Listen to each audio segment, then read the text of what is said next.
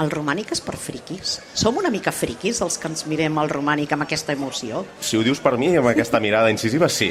Jo sóc friqui, a mi els meus germans sempre em diuen que sóc un friqui, per tant deuen tenir raó, perquè en són uns quants.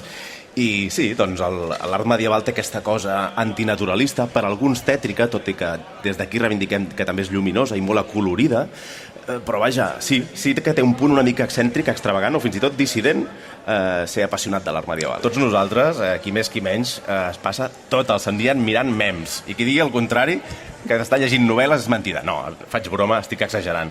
Però és veritat doncs, que cada cop consumim més aquestes unitats d'entreteniment tan mínimes que són els memes i, home, ja posats que fem aquest consum, doncs fem-ne d'enginyosos i de divertits, i sempre he pensat que des de l'art i des de la divulgació artística i cultural se'n poden fer. Per tant, ajuntar el romànic, que és tan hieràtic, tan rígid, tan majestàtic, amb aquest gest de donar-li la volta i de fer riure, doncs a mi és una cosa que m'encanta.